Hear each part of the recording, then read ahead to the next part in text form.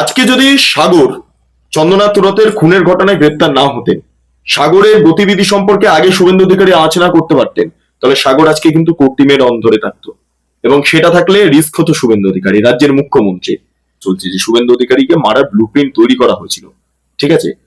এবং এমন একটা পিক টাইমে চন্দনা তুরতকে মেরে ফেলা হলো যখন শুভেন্দু অধিকারী মুখ্যমন্ত্রী হিসাবে শপথ নেওয়ার প্রস্তুতি নিচ্ছেন।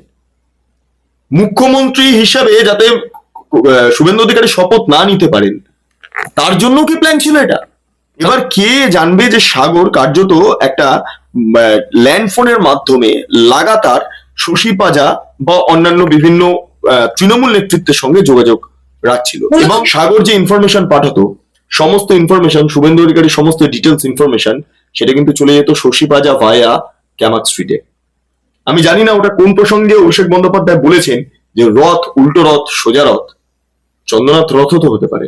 এবং ইনভেস্টিগেশন হোক, হঠাৎ করে দেখা যাবে যে যে জঙ্গি ধরা পড়েছে তার সঙ্গে হয়তো সাগরের কোনো লিঙ্ক আছে বা কিছু আছে। কারণ এই জঙ্গি যখন কাজ করতে শুরু করে পশ্চিমবঙ্গে, তখন তো তৃণমূল কংগ্রেসের সরকার। শশী পাজার সামান্যতম নজর, মানে ওনার বাড়িতে হোক বা যেখানেই হোক, সামান্যতম নজরে আসেনি শশী পাজা। ওনার মেয়েকে দেখা গিয়েছিল 21শে জুলাই মমতা বন্দ্যোপাধ্যায়ের যে সভা হচ্ছিল 21শে জুলাই শহীদ কালীঘাট তৃণমূলের, খালপাড়ির তৃণমূলের, সেই তৃণমূলের এতেই গিয়েছিলেন। সেটা কিন্তু একদম নয়, মানে শশী পাজাকে দেখা যায়নি, দেখা গিয়েছিল তার মেয়েকে। ফলে শশী পাজা কিন্তু গায়েব। তাহলে শশী পাজাও বুঝতে পেরেছেন যে কিছু একটা ঘটছে। যেমন শুভেন্দু অধিকারীর ছায়া সঙ্গে যদি চন্দ্রনাথ রথ হন, তাহলে চন্দ্রনাথ রথের ছায়া সঙ্গে ছিল সাগর। ফলে শুভেন্দু অধিকারীর সমস্ত ডিটেলস, কোথায় যাবেন, কি করবেন, এমনকি চন্দ্রনাথ রথ কখন বেরোচ্ছেন বাড়ি থেকে, কখন যাচ্ছেন, কোথায় যাচ্ছেন, কি করছেন না করছেন, এই সাগরের কাছে সব তথ্য থাকতো। সাগর নাকি পুরো এই অপারেশনের টাকাটা নাকি দিয়েছিল। এই টাকাটা পাবে কোথা থেকে সাগর? সাগরের স্যালারি কত ছিল? ডেফিনেটলি ক্যামাক স্ট্রিট থেকে সেই টাকাটা এসেছিল সাগরের কাছে, সাগর সেটা দিয়েছিল। আছে মোট 11 জন গ্রেপ্তার হয়েছে গোটা ঘটনায়, যার মধ্যে সাগর সোনকার এবং সাহিব সোনকার বা সাহিব সোনকার, এরা দুজন ভাই এবং এরা দুজন সুপারি দিয়েছিল। শুট যারা করেছিল তারা মনু সিং, রাজ সিং, গোলু সিং, মায়ঙ্ক রাজ মিশ্র, ভিকি মৌর্য এবং নবীন কুমার সিং, এরা 6 জন। এবং মিডলম্যান হিসেবে কাজ করেছে বিনয় রায়, সঞ্জয় রায়, বিকাশ মিশ্র, এরা 3 জন। একটা অংশ মিডিয়া তারা ছড়ানোর চেষ্টা করছে বিজেপি, সাগর সোনকার বিজেপি করতো। হ্যাঁ ঠিক আছে, বিজেপি করতো, 2020 সালে তো তৃণমূলও তো করতো। আচ্ছা, এবার ঘটনা হলো সে যদি বিজেপি করতো, খুব ভালো, অত্যন্ত ভালো। সে তো চন্দ্রনাথ রথের তো একসময়, আমি যেটা জানতে পারছি, হাসি রথ যিনি তার মা, তিনি তো একসময় তৃণমূল করতেন। স্বয়ং মুখ্যমন্ত্রী শুভেন্দু অধিকারী তিনিও তৃণমূলের ছিলেন। ফলে শুভেন্দু অধিকারী আগে থেকে বুঝতে পেরেছিলেন ভেতরের কেউ রয়েছে চন্দ্রনাথ রথকে সরানোর জন্য। তিনি নিজে কিন্তু তার যে টিম, তার যে ইনভেস্টিগেশন ক্ষমতা, তার যে এটা, সেটা তিনি বুঝতে পেরেছিলেন। ওই জন্য কিন্তু সাগরকে শুরু থেকে, মানে ঘটনার পর থেকে, তাই কিন্তু একটা সাইডলাইন করে দেওয়া হয়েছিল। তার সঙ্গে যোগাযোগ যাতে না হয় তার টিমের কোনো অংশের, সেটা কিন্তু শুভেন্দু অধিকারী প্রত্যেককে সাবধান করে দিয়েছিলেন। শুভেন্দু অধিকারী এমন একজন ব্যক্তি, তিনি বুঝে গিয়েছিলেন। এখানে রহস্যের সূচনা করছে 2020 সালে। 2020 সালে বিজেপিতে যোগ দেয় এই সাগর, এবং এই সাগর ছিল এক সময় শশী পাজার মানসপুত্র। শশী পাজা কেন বলছি, কারণ সাগরের সূচনা ঘটেছিল জয়পুরীয় কলেজ থেকে ছাত্র রাজনীতির, এবং সেইখান থেকে এর উত্থান ঘটে তৃণমূল কংগ্রেসের অভ্যন্তরে। শশী পাজা তাকে কেক খাইয়ে দিচ্ছে। এখনো যদি সাগর সোনকারের ফেসবুকে আপনারা যান, আপনারা দেখতে পারবেন শশী পাজা তাকে কেক খাইয়ে দিচ্ছে, শশী পাজার বিভিন্ন ছবি ইত্যাদি ইত্যাদি। আমি নিজে ফেসবুকটা যখন স্ক্রল করছিলাম, আমি নিজেও দেখছিলাম যে সাগরের বিভিন্ন ভিডিও ফুটেজ, যেমন সাগর হচ্ছে শশী পাজার একদম খাস ছিল। এবং সেখান থেকে পরবর্তীকালে আমি দেখলাম 2020 সালে শুভেন্দু অধিকারী যখন চেঞ্জ করলেন, বিজেপিতে গেলেন, তো সাগর শুভেন্দু অধিকারীর অনুগামী হয়ে হঠাৎ করে জয়েন করলেন বিজেপিতে। তারপর বিজেপিতে এত ভালো কাজ করছে দেখে চন্দ্রনাথ রথ যখন দায়িত্ব পান 2021 সাল থেকে, যখন শুভেন্দু অধিকারী বিরোধী দলনেতা হন, তখন চন্দ্রনাথ রথের নজরে আসে সাগরের গতিবিধি। তো চন্দ্রনাথ রথ কি করলেন, তিনি সাগরকে 2022 সালের শেষ বা 23 সাল, এই সময় সাগরকে কোর টিমের মধ্যে নিয়ে এলেন। চন্দ্রনাথ রথ অ্যাকচুয়ালি ছিলেন শুভেন্দু অধিকারীর এক্সিকিউটিভ অ্যাসিস্ট্যান্ট, ঠিক আছে। এবার নিয়ে এলেন সাগরকে। এবার কে জানবে যে সাগর কার্যত একটা ল্যান্ডফোনের মাধ্যমে লাগাতার শশী পাজা বা অন্যান্য বিভিন্ন তৃণমূল নেতৃত্বের সঙ্গে যোগাযোগ রাখছিল। এবং মূল বিধায়ক শশী বলা হচ্ছে, বিধায়ক, বিভিন্ন সংবাদ মাধ্যম লিখছে শুধু বিধায়ক শব্দটা, কিন্তু অ্যাকচুয়ালি তা নয়, মন্ত্রী এবং বিধায়ক শশী পাজা। কারণ সাগরের সঙ্গে শশী পাজার সম্পর্ক স্টিল ভালো, ল্যান্ডফোনের মাধ্যমে ট্র্যাক করে পাওয়া যাচ্ছে সেই তথ্য। যাই হোক, এবার ঘটনা হলো যে 2025 সালের ডিসেম্বর মাস, আমরা সিবিআই সূত্রেও যেটা জানতে পারছি, এই সাগর কি করলো, প্ল্যান করতে শুরু করলো যে কি করে চন্দ্রনাথ রথকে সরানো যায়। যদি চন্দ্রনাথ রথকে সরানো যায় তাহলে চন্দ্রনাথ রথের জায়গা হয়তো সাগর নিতে পারবেন, এটা ভেবেছিল এক্সিকিউটিভ অ্যাসিস্ট্যান্ট পদে বা ওএসডি হিসাবে যদি শুভেন্দু অধিকারী মুখ্যমন্ত্রী হন। এবার রিস্ক ফ্যাক্টরটা এখানে থেকে যাচ্ছে, এই সাগরকে সবচেয়ে বেশি বিশ্বাস করতেন চন্দ্রনাথ রথ।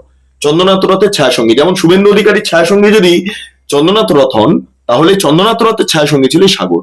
ফলে শুভেন্দু অধিকারীর সমস্ত ডিটেলস, কোথায় যাবেন, কি করবেন, এমনকি চন্দ্রনাথ রথ কখন বেরোচ্ছেন বাড়ি থেকে, কখন যাচ্ছেন, কোথায় যাচ্ছেন, কি করছেন না করছেন, এই সাগরের কাছে সব তথ্য থাকতো। এবার ঘটনাটা হচ্ছে, যেদিন চন্দ্রনাথ রথের হত্যা হয় সেদিন সাগর সহ আরো বেশ কিছু ব্যক্তিত্বরা নিজাম প্যালেসে তারা মিটিং করছিলেন। চন্দ্রনাথ রথ ছিল, তারা খুব রিল্যাক্স মুডে ছিলেন যে চলো এবার তো পরিবর্তন হলো, এবার কে কি দায়িত্ব হবে না হবে, কারণ তখনও পর্যন্ত মুখ্যমন্ত্রী শুভেন্দু অধিকারী এটা ঘোষণা হয়নি। কিন্তু যাই হোক, ভেতরে তো কানাফুসো চলছে যে কে হতে পারেন মুখ্যমন্ত্রী, সম্ভাব্য তালিকা। ফলে সেই অনুসারে আলোচনা হচ্ছে যে আমরা ভবিষ্যতে কি করে এগোবো। সমস্ত কিছু করে ঠরে চন্দ্রনাথ রথ তার সাদা স্করপিওতে চেপেন, যে স্করপিওর সামনে লেখা থাকতো পশ্চিমবঙ্গ বিধানসভা, ওপরে থাকতো নীল বাতি, কিন্তু সেই নীল বাতি কোনোদিন চন্দ্রনাথ রথ জ্বালাতেন না। সেই গাড়ি করে রওনা দিলেন হচ্ছে নিজাম প্যালেস থেকে একদম বারাসাতের বাড়িতে। বাড়ির মুখে তাকে গাড়ি আটকে এ করা হলো। আচ্ছা, এই সুপারিটা কে দিলেন? এই সুপারিটা সেই সময় সাগরই দিয়েছিল, কারণ এই মুহূর্তে সুপারি কিলারদের মধ্যে আমার কাছে যে ইনফরমেশন আছে, মোট 11 জন গ্রেপ্তার হয়েছে গোটা ঘটনায়, যার মধ্যে সাগর সোনকার এবং সাহিব সোনকার বা সাহেব সোনকার, এরা দুজন ভাই এবং এরা দুজন সুপারি দিয়েছিল। শুট যারা করেছিল তারা মনু সিং, রাজ সিং, গোলু সিং, মায়ঙ্ক রাজ মিশ্র, ভিকি মৌর্য এবং নবীন কুমার সিং, এরা 6 জন। এবং মিডলম্যান হিসেবে কাজ করেছে বিনয় রায়, সঞ্জয় রায়, বিকাশ মিশ্র, এরা 3 জন। মোট যদি হিসেব করি 11 জন। এদেরকে জিজ্ঞাসাবাদ করে সাগর এবং সাহিব সোনকারের হদিশ মিলল। তারপর তাদেরকে জেরা করে তাদের বিভিন্ন গতিবিধি, ফোন কল রেকর্ড ইত্যাদি ইত্যাদি দেখার পর তারপর এটা বোঝা গেল যে এই হচ্ছে আসল কালপ্রিট। এবার ঘটনা হলো যেটা বলছিলাম, আজকে যদি চন্দ্রনাথ রথ মারা গেলেন, চন্দ্রনাথকে মেরে ফেলা হলো, আজকে আমরা দেখতে পাচ্ছি যে একজনের নাম নিয়ে, যে হামিদ মন্ডল, তার নাম নিয়ে ইতিমধ্যে বিভিন্ন আলোচনা চলছে যে শুভেন্দু অধিকারীকে মারার ব্লুপ্রিন্ট তৈরি করা হয়েছিল। ঠিক আছে, আচ্ছা, কোনো অ্যাঙ্গেল দিয়ে এটাও তো হতে পারে যে এই ব্যক্তি অর্থাৎ সাগর, এর সাথে হয়তো লিঙ্ক আছে কোথাও।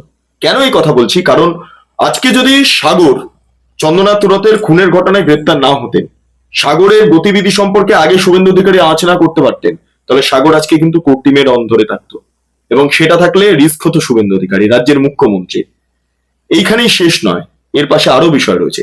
সাগর যে ইনফরমেশন পাঠাতো, সমস্ত ইনফরমেশন, শুভেন্দু অধিকারী সমস্ত ডিটেলস ইনফরমেশন, সেটা কিন্তু চলে যেত শশী পাজা ভায়া ক্যামাক স্ট্রিটে।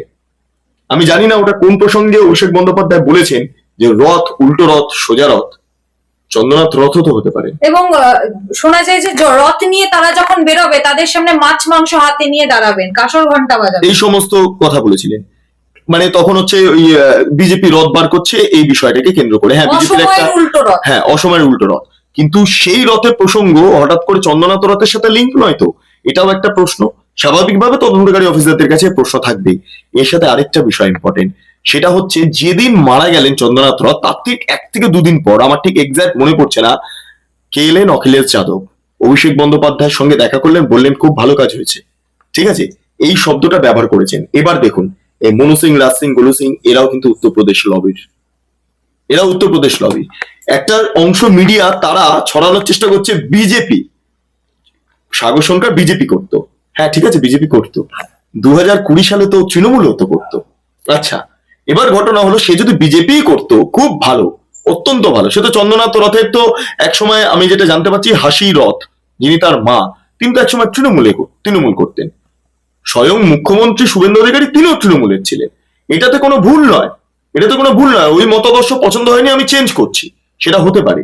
কিন্তু ঘটনা হচ্ছে শুভেন্দু অধিকারী তো আর বিজেপিতে এসে, বা হাসি রথ বা চন্দ্রনাথ রথ, তারা বিজেপির সঙ্গে যুক্ত হয়ে বা বিজেপির বিজেপির পক্ষে হয়ে কথা বলতে গিয়ে তারা তার তৃণমূলের সঙ্গে যোগাযোগ করেনি সাগর সোনকারের মতো। সিবিআই রিপোর্ট বলছে যে এক বিধায়কের সঙ্গে লাগাতার যোগাযোগ ছিল, সেটা হচ্ছে তৎকালীন সময়কারের শাসক দলের কোনো বিধায়ক। আমি শশী পাজাই বলছি, আমি শিওর হয়ে বলছি শশী পাজা। সেটা তো তাহলে বিট্রমি করা হচ্ছে। আমি যখন একটা নির্দিষ্ট রাজনৈতিক দলের হয়ে কাজ করছি, শুভেন্দু অধিকারীর ব্যাক অফিসের হয়ে কাজ করছি, তাহলে আমি শশী পাজেকে আমি ইনফরমেশন পাঠাবো, তাহলে তো এটা প্রকৃতপক্ষে বিজেপি নয়, এটা তো অ্যাকচুয়ালি তৃণমূলেরই খোঁচড় যেটাকে বলা হয় সেটা বসানো ছিল, যাতে শুভেন্দু অধিকারী সমস্ত তথ্য আর চন্দ্রনাথ তথ্য আপনি বলতে চাইছেন শশী পাজা স্পাই হিসেবে বিজেপিতে এসেছিলেন? নির্দ্বিধায় শশী পাজা স্পাই হিসেবে এসেছিলেন। এবং একটা ইম্পর্টেন্ট জিনিস দেখুন, আফটার 4 তারিখ শশী পাজাকে দেখতে পেয়েছেন আপনারা? শশী পাজার সামান্যতম নজর, মানে ওনার বাড়িতে হোক বা যেখানেই হোক, সামান্যতম নজরে আসেনি শশী পাজা। ওনার মেয়েকে দেখা গিয়েছিল 21শে জুলাই মমতা বন্দ্যোপাধ্যায়ের যে সভা হচ্ছিল 21শে জুলাই শহীদ কালীঘাট তৃণমূলের, খালপাড়ির তৃণমূলের, সেই তৃণমূলের এতেই গিয়েছিলেন। সেটা কিন্তু একদম নয়, মানে শশী পাজাকে দেখা যায়নি, দেখা গিয়েছিল তার মেয়েকে। ফলে শশী পাজা কিন্তু গায়েব। তাহলে শশী পাজাও বুঝতে পেরেছেন যে কিছু একটা ঘটছে। এবং আমি এটাও জানিয়ে রাখি যে শুভেন্দু অধিকারী তো বিচক্ষণ রাজনীতিবিদ, তিনি মুখ্যমন্ত্রী হচ্ছেন হাওয়ায় নয়। তাকে যতটুকু সাংবাদিকতা করতে গিয়ে আমার দেখা, তিনি মানে এক্সিলেন্ট পলিটিশিয়ান। আমাকে মানে বিধানসভার এক অফিসার আমাকে বলছিলেন, সিদ্ধার্থ শঙ্কর রায়কে এরকম বিরোধিতা করতে দেখেছি, পাগল করে দিয়েছিল সরকারের পক্ষকে। ঠিক একইভাবে এই বর্তমান মুখ্যমন্ত্রী, তিনি তৎকালীন বিরোধী দলনেতা, পাগল করে দিয়েছিলেন সরকারকে, সমস্ত তথ্য বাইরে বাইরে বার করে আনতেন। ঠিক আছে, সিদ্ধার্থ শঙ্কর রায় তখন বিরোধী দলনেতা, সিপিএম সরকার মানে বামফ্রন্ট সরকার, ওরা পাগল হয়ে গিয়েছিল, বামফ্রন্ট পাগল হয়ে গিয়েছিল। ঠিক একইভাবে আমাকে এক অফিসার বলছেন। ফলে শুভেন্দু অধিকারী আগে থেকে বুঝতে পেরেছিলেন ভেতরের কেউ রয়েছে চন্দ্রনাথ রথকে সরানোর জন্য। তিনি নিজে কিন্তু তার যে টিম, তার যে ইনভেস্টিগেশন ক্ষমতা, তার যে এটা, সেটা তিনি বুঝতে পেরেছিলেন। ওই জন্য কিন্তু সাগরকে শুরু থেকে, মানে ঘটনার পর থেকে, তাই কিন্তু একটা সাইডলাইন করে দেওয়া হয়েছিল। তার সঙ্গে যোগাযোগ যাতে না হয় তার টিমের কোনো অংশের, সেটা কিন্তু শুভেন্দু অধিকারী প্রত্যেককে সাবধান করে দিয়েছিলেন। শুভেন্দু অধিকারী এমন একজন ব্যক্তি, তিনি বুঝে গিয়েছিলেন এবং সিবিআই তদন্ত করেছে, সিবিআই দোষীদের বার করেছে। এবার আরো বাকি হয়তো দোষীরা ধরা পড়বে। আমি যেটা জানতে পারছি, CBI as soon as possible chargesheet দেবে এবং সেখানে খুনের মোটিভটা বোঝে যাবে, এবং তখনই কিন্তু চন্দ্রনাথ রথের প্রকৃত সত্য উদ্ঘাটন হবে। দাদা একেবারে শেষ প্রশ্ন, শশী পাজাকে তাহলে আপনি বলছেন ইন্টারোগেট বা এই যে আওতায় আনা উচিত, তদন্তের আওতায় শশী পাজাকে অবশ্যই আনা উচিত। কারণ সাগরের সঙ্গে শশী পাজার একটা দারুণ মধুর সম্পর্ক ছিল, ভাই দাদার সম্পর্ক, দাদা বোনের সম্পর্ক, দাদা দিদির সম্পর্ক, ভাই দিদির সম্পর্ক, যা বলুন না কেন ওটাই ছিল। নিজের সাগরের যদি ফেসবুক আপনারা স্ক্রল করেন, দেখবেন শশী পাজার মাই কেক খাই দিচ্ছে। আমি নিজে এই খবরটা আমি নিজে দেখেছি, এবং আমরা জানতাম যে শশী পাজার প্রোডাক্ট, হ্যাঁ শশী পাজার প্রোডাক্ট হতেই পারে, সে বিজেপিতে যোগদান করতেই পারে, সে তৃণমূল কংগ্রেস ভালো নাই লাগতে পারে, কিন্তু সিবিআই যখন বলছে যে ল্যান্ড ফোনের মাধ্যমে এক বিধায়কের সঙ্গে লাগাতার যোগাযোগ রাখতো, সেখানে সমস্ত ইনফরমেশন করতো, এবং সাগর নাকি পুরো এই অপারেশনের টাকাটা নাকি দিয়েছিল। এই টাকাটা পাবে কোথা থেকে সাগর? সাগরের স্যালারি কত ছিল? ডেফিনেটলি ক্যামার স্ট্রিট থেকে সেই টাকাটা এসেছিল সাগরের কাছে, সাগর সেটা দিয়েছিল। ফলে এইটা একটা বিরাট বড় রহস্য, এই রহস্যটা থেকে যাচ্ছে, এবং এর নেপথ্যে আরো যারা যারা যুক্ত রয়েছে বা মনে করা হচ্ছে তদন্তের আয়তায় আনা হোক। কারণ চন্দ্রনাথ রথ চলে যাওয়াতে, চন্দ্রনাথ রথ সামগ্রিকভাবে হয়ে যাওয়াতে একটা টিম বা শুভেন্দু অধিকারী নিজেও সাময়িক হলেও প্রবলেম ফেস করেছেন। কারণ চন্দ্রনাথ রথ সামগ্রিকভাবে শুভেন্দু অধিকারী শিডিউল থেকে শুরু করে সবটা দেখতেন, এবং এমন একটা পিক টাইমে চন্দ্রনাথ রথকে মেরে ফেলা হলো যখন শুভেন্দু অধিকারী মুখ্যমন্ত্রী হিসাবে শপথ নেওয়ার প্রস্তুতি নিচ্ছেন। মুখ্যমন্ত্রী হিসাবে যাতে শুভেন্দু অধিকারী শপথ না নিতে পারেন, তার জন্য কি প্ল্যান ছিল এটা?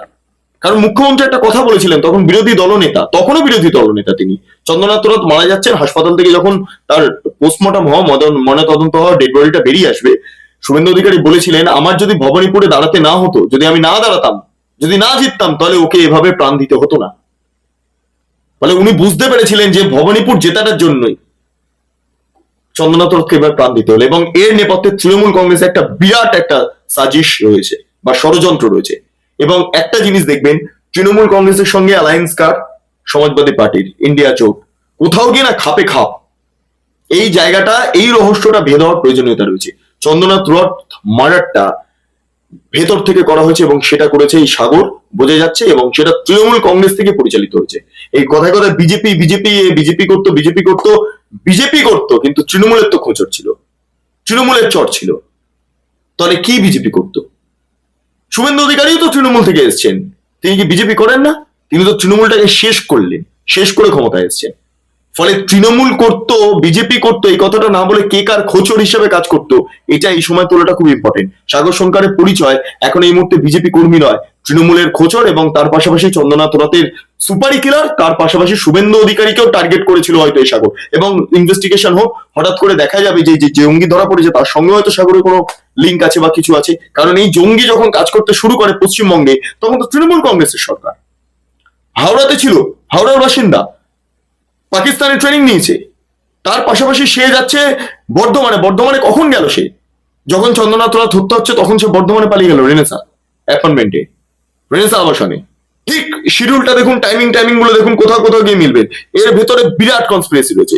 তৃণমূল কংগ্রেস, তার সঙ্গে জিহাদি অনেক কিছু জড়িত রয়েছে। যদি আমরা মানে একদম মেলাতে থাকি না, বিরাট বড় একটা মানে ষড়যন্ত্র আমরা হয়তো সামনে পাবো। সিবিআই তদন্ত করছে, আমি যেটা বললাম, আমি সূত্র মারফত জানতে পারছি, একদম কংক্রিট সূত্র।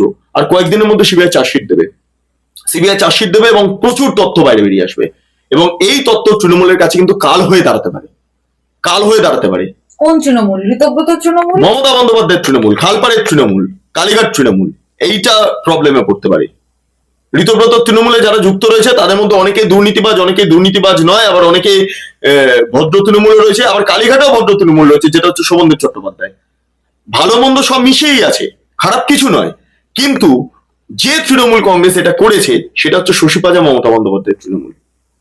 ধরা পড়বেই, কারণ শশী পাজার রহস্যজনকভাবে নিখোঁজ হয়ে যাওয়াটা সবচেয়ে বড় প্রশ্ন এই মুহূর্তে। শশী পাজা কোথায়? তিনি কেন বেরিয়ে আসছেন না? সাগরের ঘটনার পর, সাগরের বিষয়টা প্রকাশ্যে আসার পর শশী পাজার ক্ষমতা হচ্ছে না।